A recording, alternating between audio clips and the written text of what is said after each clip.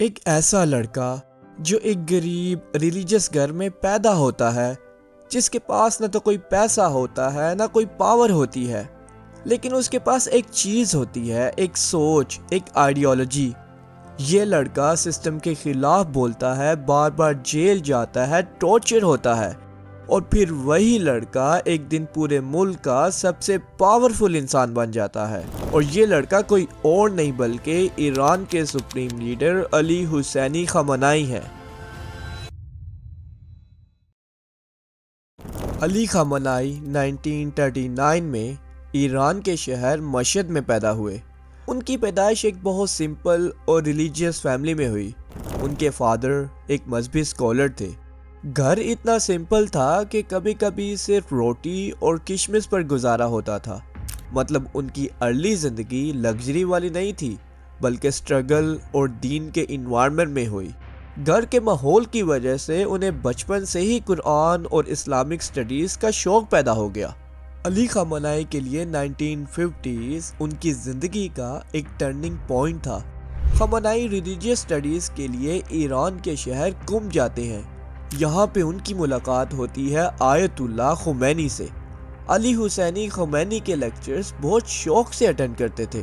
ان کے لیکچرز اور آئیڈیالوجی نے علی خامنائی کو ڈیپلی انفلوئنس کیا، اور یہاں سے خامنائی صرف ایک سٹوڈنٹ نہیں رہے، بلکہ وہ ایک ریولوشنری مائنڈ سیٹ کا حصہ بن گئے۔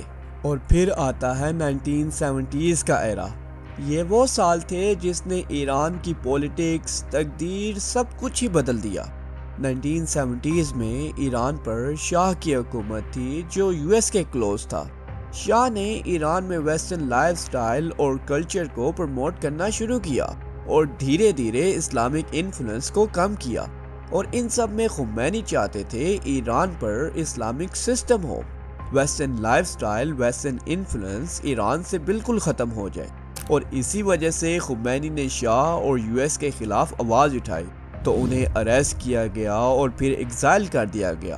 پہلے وہ عراق گئے اور پھر فرانس میں رہ کر انہوں نے کیسٹس، ٹیپس اور ریڈیو میسیجز کے ذریعے ریولوشن شروع کی، اور ان سب میں علی خامنائی بھی پیچھے نہیں ہٹے۔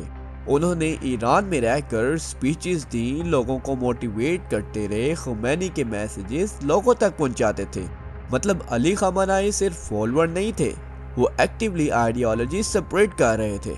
اور جب علی خامنائی آیت اللہ خمینی کے میسیجز لوگوں تک پہنچا رہے تھے، تو انہیں اس کی وجہ سے کئی بار اریسٹ کیا گیا، اور اریسٹ کے دوران انہیں ٹارچر بھی کیا گیا۔ ہر اریسٹ کا مطلب تھا یا تو چپ ہو جاؤ یا مر جاؤ، لیکن وہ کبھی رکے نہیں۔ انہوں نے اپنی جان کی پرواہ کیے بغیر خمینی کا ساتھ دیا اور ریولوشن میں مدد کی۔ اور پھر 1979 جس میں سب کچھ چینج ہو گیا۔ لاکھوں لوگوں کا پروٹیسٹ ہونے لگا، آرمی کولیپس ہو گئی، شاہ کنٹری چھوڑ کر بھاگ گیا۔ خمینی ایران واپس آئے، ایران میں اسلامک ریپبلک اسٹیبلش کیا، اور اس ریولوشن میں علی خامنائی کا بھی بہت امپورٹنٹ رول رہا۔ وہ ایک سٹرونگ ریولوشنری نیٹ ورک کا پارٹ بنے، خمینی کے کلوز سرکل میں آ گئے، سسٹم اسٹیبلش کرنے میں بھی مدد کی۔ لیکن ریولوشن کے بعد پیس نہیں، بلکہ نیا خطرہ شروع ہوا اور دشمن ایکٹیو ہو گئے۔ 1981 میں علی خامنائی ایک جگہ اسپیچ کر رہے تھے۔ اسپیچ کے دوران ایک بوم بلاسٹ ہوتا ہے اور ان کا ایک ہاتھ پرماننٹ ڈیمیج ہو جاتا ہے۔ انہیں فزیکلی ویک کر دیا گیا، لیکن پولیٹیکلی اور بھی سٹرونگ ہو گئے۔ 1981 ایران میں کیوس تھا۔ ریولوشن کے بعد سسٹم ابھی سٹیبل نہیں ہوا تھا، اور اسی دوران ایک کے بعد ایک لیڈرز کو ٹارگٹ کیا جا رہا تھا۔ جون 1981 میں ایران کے پریزیڈنٹ ابو الحسن کو ریموو کر دیا گیا۔ اس کے بعد پولیٹیکل کرائسس کریٹ ہو گیا۔ ایران میں اسلامک ریپبلک پارٹی کا سٹرونگ کنٹرول تھا، اور اسی پاور سٹرکچر کے اندر علی خامنائی کو پش کیا گیا، اور علی خامنائی ایران کے پریزیڈنٹ بن گئے۔ ایران میں پریزیڈنٹ ڈائریکٹ پبلک ووٹ سے بنتا ہے۔ 1981 الیکشن میں خامنائی نے پارٹیسپیٹ کیا، اور سسٹم کی بیکنگ کے ساتھ وہ پریزیڈنٹ الیکٹ ہو گئے۔ مطلب وہ صرف رینڈملی پریزیڈنٹ نہیں بنے، بلکہ سسٹم کے پاورفل لوگوں نے انہیں سپورٹ کیا اور عوام نے ووٹ دیا۔ پریزیڈنٹ بننے کے بعد ان کا اصلی ٹیسٹ سٹارٹ ہوا۔ اس وقت ایران عراق وار چل رہی تھی، اکانومی ویک تھی۔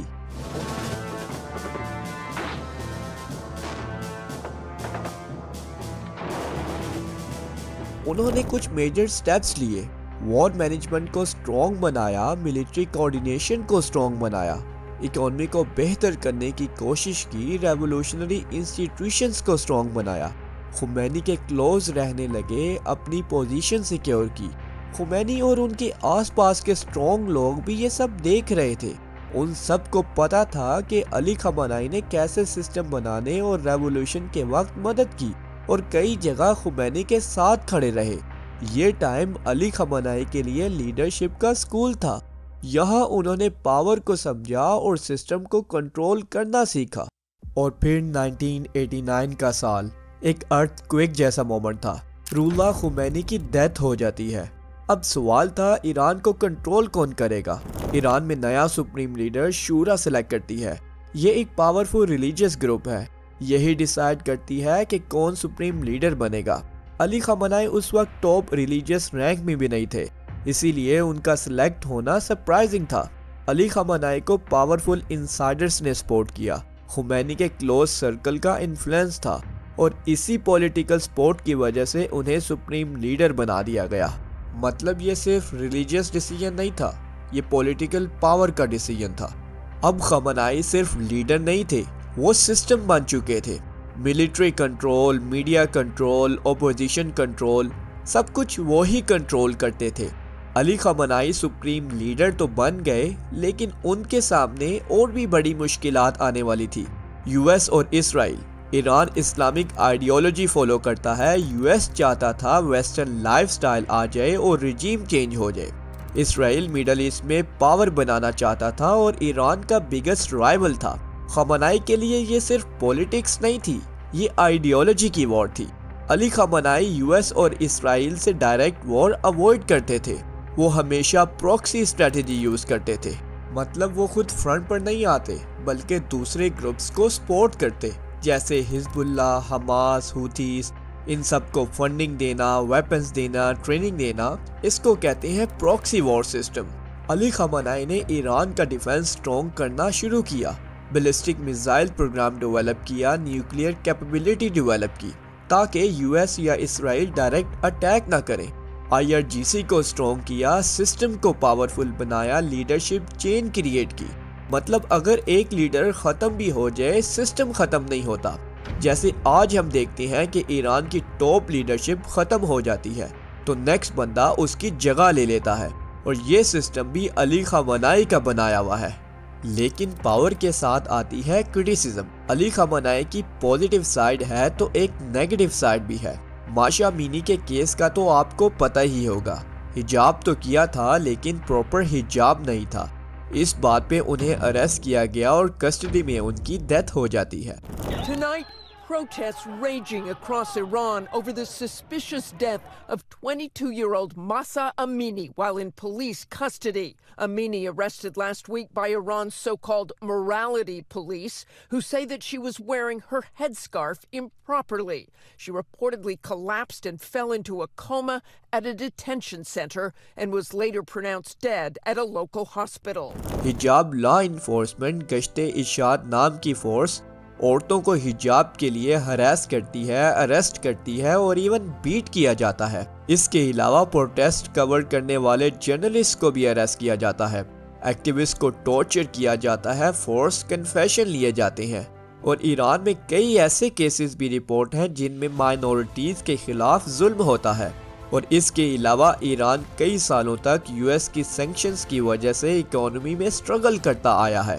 لوگوں کے پاس کھانے پینے کی کمی ہوتی ہے، ہائی انفلیشن کی وجہ سے ہزاروں لوگ پروٹیسٹ کرتے ہیں، اور ان پروٹیسٹ کو کنٹرول کرنے کے لیے گورنمنٹ ہارڈ ایکشن لیتی ہے، جن میں ہزاروں لوگوں کا قتل ہو جاتا ہے ایرانین رجیم کے ہاتھوں۔ اور یہ ابھی ریسنٹ پروٹیسٹ میں بھی دیکھا گیا، جن میں ایرانی گورنمنٹ خود مان رہی ہے کہ ہم نے ہزاروں لوگوں کا قتل کیا ہے ان پروٹیسٹ میں۔ اس وجہ سے کچھ لوگ علی خامنہئی کو ہیرو کہتے ہیں اور کچھ ڈکٹیٹر۔ اور پھر 28 فروری کا دن، علی خامنہئی صبح 9 بجے اپنے کمپاؤنڈ میں اپنی ٹاپ لیڈرشپ کے ساتھ میٹنگ کر رہے تھے۔ उस कंपाउंड में उनकी बीवी, बहू और फैमिली के लोग भी थे और सुबह 9:40 पे इसराइल की तरफ से फाइटर जेट्स आते हैं, मिसाइल्स फायर करते हैं, जिसकी वजह से सुप्रीम लीडर, उनकी बहू, बीवी, फैमिली और बाकी टॉप लीडरशिप की शहादत हो जाती है। सो यूं एक लड़का जो मशहद की सिंपल गलियों से उठा, जेल गया, टॉर्चर हुआ, फिर प्रेसिडेंट बना और फिर पूरे सिस्टम का हेड बन गया। उसने एक ऐसा सिस्टम बनाया जहां पावर सिर्फ एक इंसान में नहीं बल्कि पूरे स्ट्रक्चर में होती है, और आज भी वो सिस्टम जिंदा है और दुनिया की सबसे पावरफुल फोर्सेस के सामने खड़ा है। अली खamenei यूएस इसराइल के जुल्म के खिलाफ हमेशा खड़े रहे, जहां बाकी दुनिया ने उनका साथ देने से मना कर दिया, लेकिन दूसरी तरफ अपने ही लोगों पे जुल्म होता रहा। अब इसका फैसला आपने करना है कि आप उन्हें हीरो मानते हैं या डिक्टेटर। और अगर वीडियो पसंद आई हो तो प्लीज़ लाइक, सब्सक्राइब और अपने दोस्तों के साथ शेयर करना मत भूलिएगा।